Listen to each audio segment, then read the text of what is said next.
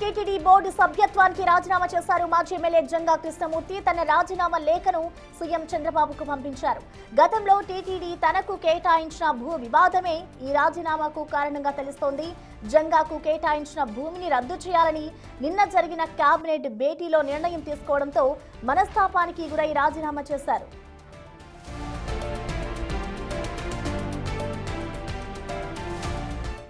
ముఖ్యమంత్రి గారిని లేఖ ద్వారా విన్నవించాను. నా పరిస్థితి ఎట్లుందని చెప్పినప్పుడు ముఖ్యమంత్రి గారు బోర్డుకు పంపించారు. ముఖ్యమంత్రి గారు బోర్డు నిర్ణయం తీసుకొని పంపిస్తే బోర్డుకు సంబంధించిన రిజర్వేషన్ పాస్ చేసేసి గవర్నమెంట్కి వచ్చింది. అది రిజెక్ట్ చేయాలన్నా లేకపోతే ఇవ్వాలా లేదా గవర్నమెంట్ నిర్ణయం తీసుకోవచ్చు, లేకపోతే బోర్డు ఇచ్చిన దాన్ని కనుక సమ్మతించుకున్న దాన్ని శాంక్షన్ చేసే పరిస్థితి. ఇది ప్రాసెస్, అడ్మినిస్ట్రేషన్ ప్రాసెస్. ఇందులో ఏం జరిగిందో నాకు అర్థం కావట్లేదు. కానీ ఒక పేద వర్గానికి చెందిన నేను, ఒక బడుగు బలహీన వర్గాలకు చెందిన నేను నా కాస్తులుండి 2 ఎమ్మెల్యే చేయాల, నా కాస్తులుండి ఎమ్మెల్సీ చేయాల, నా కాస్తులు సర్పంచ్ చేయాల. నేనేదో దాని మీద పవిత్రమైన ఆ దేవాలయం నుంచి ఏదో ఆశించి నేను కావాలనుకోలేదు. నాకు అవకాశం వచ్చింది కాబట్టి నా హక్కును పరిరక్షించుకుందాం, దేవునిలో సేవ చేసుకుందాం ఒక ఆలోచనతో అడిగితే దానికి సంబంధించి రిజర్వేషన్ రాసిస్తే కొన్ని శక్తులు ఒక పత్రిక సంబంధించి నగ్నంగా కనీసం ఏదైనా సరే శిక్ష వేసినప్పుడు కూడా అడుగుతారు, చివరి కోరిక అనే విధంగా విషయం అడుగుతారు. ఒక పత్రిక సంబంధించి నా వ్యక్తిగత హననం చేయటం కోసం, నా వ్యక్తిత్వాన్ని దెబ్బచేయటం కోసం ఈరోజు నేను ఒకటే మాట్లాడుతున్నాను మీ అందరి ముందు కూడా. నేను ఈ స్థాయికి ఎదగడానికి కారణం నాకు ఆస్తులుండి కాదు, నా కుల సపోర్ట్ ఉండి కాదు, నాకు రాజకీయ నేపథ్యం ఉండి కాదు, నా కులానికి సంబంధించి కానీ లేకపోతే నా కుటుంబానికి సంబంధించిగా రాజకీయ నేపథ్యం ఉండి కాదు.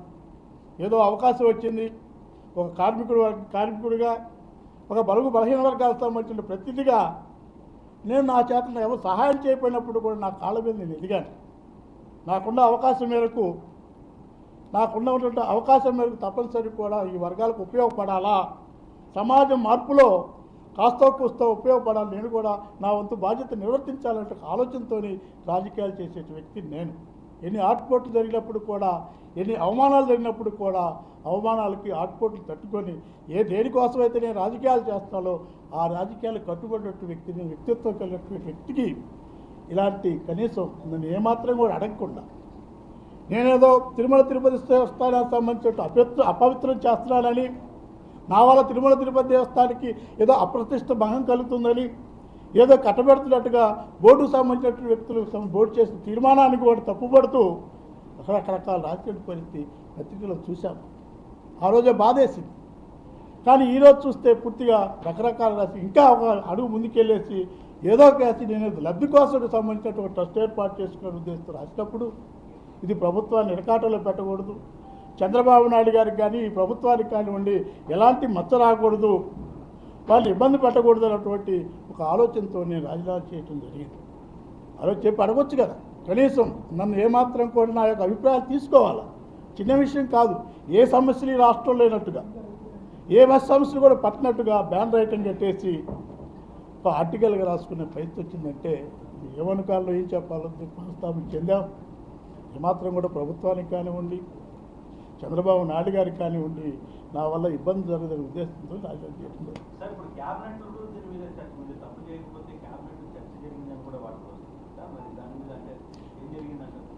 ఇప్పుడు నేనే చెప్తున్నాను అనుకోవచ్చు.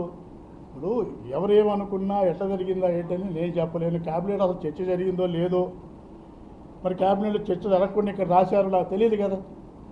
అసలు క్యాబినెట్ చర్చ జరిగిందో లేదో, ఎవరు మాట్లాడితే తెలియదో, క్యాబినెట్లో చర్చ జరగకుండా రాశారో తెలియదు కదా నాకు. ఇప్పుడు ఏం తెలుసని నన్ను అడగకుండా రాశారు పత్రికలు. దీని వెనక ఏం జరుగుతుంది, నేనెందుకు భయపడాలా, నేనెందుకు ఆవేదన గురి కావాలి, నేనెందుకు దానికి సంబంధించినటువంటి కావాల్సింది. ఇప్పుడు ఎందుకంటే నేను ఆస్తులు సంపాదించడం కోసం రాజకీయాలు చేయట్లా. ఈరోజు నేను స్థాయికి ఎదిగాను, నా వ్యక్తిత్వే ప్రధాన కారణం, నా నిజాయితీ ప్రధాన కారణం, నాకు ప్రజలతో ఉన్న సంబంధాలే ప్రధాన కారణం, నా ఆశయాలే ప్రధాన కారణం. నేను దానికి ఆధారపడి ఉన్నా కానివ్వండి, అక్కడ ఏం జరిగిందా ఏంటనేది విషయం నాకు తెలియదు. బోర్డు సభ్యులకు సంబంధించి మొత్తం బోర్డు సభ్యులు ఆమోదిస్తే మాకు ఒక సనాతనవాది సనాతనవాదాన్ని పరిరక్షించేటువంటి ప్రవక్త ఆయన ఉన్నాడు పాపం. ఆయన వ్యతిరేకించాడు. ప్రకాష్ రెడ్డి గారు, భానుప్రకాష్ గారు వ్యతిరేకించాడు. బోర్డు అనేది కూడా ఏదైనా మెజార్టీ పీపుల్ అనేది దానికి ఆ శాంతి వస్తుంది. దానికి సంబంధించి బోర్డు తీర్మానం చేసాడంటే ఉన్నటువంటి సభ్యుల్లో ఎందుకు తీర్మానాలు చేస్తాం? మెజార్టీ పీపుల్ యొక్క దానికి వ్యతిరేకించవచ్చు, వారి అభిప్రాయాలు చెప్తారు, దాంట్లో తప్పేం లేదు. ఆయన సనాతనవాది, ఈ దేశాన్ని పరిరక్షించాలి, ధర్మాన్ని కాపాడాలన్నట్టు చేస్తున్న వ్యక్తులు వ్యతిరేకించారు దాన్ని. మిగతా బోర్డు మెజార్టీగా ఆమోదించినటువంటి తీర్మానాన్ని ప్రభుత్వాన్ని పంపించారు. ప్రభుత్వం కూడా ఏమంది, మీరు మాకు సంబంధించి మీ నిర్ణయం తీసుకొని మీ నిర్ణయాన్ని తెలియజేయండి, మీ నిర్ణయం తీసుకోమని చెప్పింది. బోర్డుకు సంబంధించిన నిర్ణయం తీసుకున్నాం. అంటే నేనొక్కనే నన్నొక్కనే హననం చేసినట్టు కాదు. ఇప్పుడు ఆ ఉన్నటువంటి ఆలోచిస్తే ఇది వాస్తవంగా చెప్పుకుని చాలా పెద్ద విషయం ఇది. అంటే బోర్డులో ఉన్నటువంటి సభ్యులందరూ కూడా, బోర్డులో ఉన్న 25 మంది సభ్యులకు సంబంధించి ఒక మహానుభావుడు భానుప్రకాష్ రెడ్డి గారు తప్ప మిగతా వాళ్ళు మొత్తం కూడా ఆ కొండను అపవిత్రం చేసినట్టే కదా. నేనొక్కనే కాదు కదా ఆ అందరికి. కాబట్టే అలాంటి అపనిందలు కాకూడదు నా నుంచి. ప్రభుత్వం కానివ్వండి, బోర్డుకు సంబంధించి కానివ్వండి, చంద్రబాబు నాయుడు గారు మా ముఖ్యమంత్రి గారికి సంబంధించి కానివ్వండి, నా వల్ల ఎలాంటి ఇబ్బంది జరగద్దని ఉద్దేశంతో రాజీనామా చేస్తున్నాను.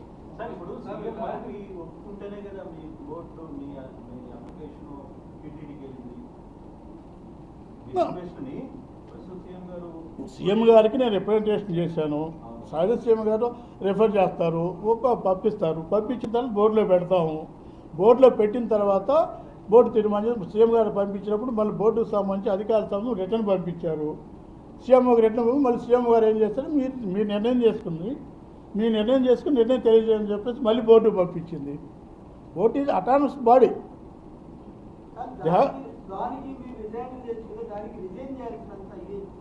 చెప్తున్నా కదా, ఇప్పుడు నా వల్ల ఇప్పుడు నా వ్యక్తిగత హననం చేయటం, నేనేదో చేస్తున్నాను, ఆ కొండను మొత్తం అపవిత్రం చేస్తున్నాను. ఆ చూడండి కొండకెళ్ళి ఈ మహానుభావులకి, ఈ సనాతనవాదులకి, ఈ సనాతన ధర్మాన్ని 10 విధాలుగా పరిరక్షించే వాళ్ళని చెప్తున్న వెళ్ళి మీకు కనపడతలేదా? అక్కడ ఉన్నటువంటి ఏ విధంగా కట్టారో గెస్ట్ హౌస్ కనపడతలేదా?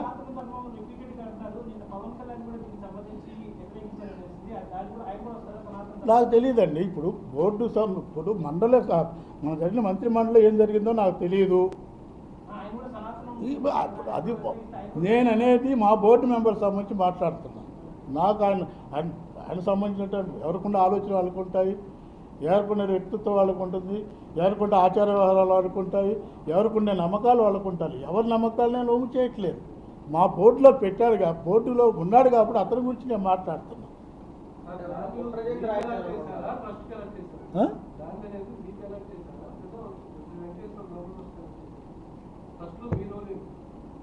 చెప్పారు సార్, ల్యాండ్ నాకు అలాట్ చేశారు. ల్యాండ్కు సంబంధించినటువంటిది ఇది ధర్మారెడ్డి గారు 4 పాదాలు ధర్మాన్ని నడిపినటువంటి అధర్మారెడ్డి గారు దీని అన్నిటికీ కారణం. ఎందుకంటే మా బోట్లకు సంబంధించి అక్కడ ఉండటం కూడా అలాంటి వాళ్ళకి ఇష్టం లేదు. అలాంటి మేమొచ్చేసి అక్కడ గెస్ట్ హౌస్ కట్టుకోవాలన్నటువంటి ఆలోచన మరి ఏమనుకోరో తెలియదు. కానీ వారు చేసినట్టు నిర్వాహకం గెస్ట్ హౌస్లు కడతాం కాదు.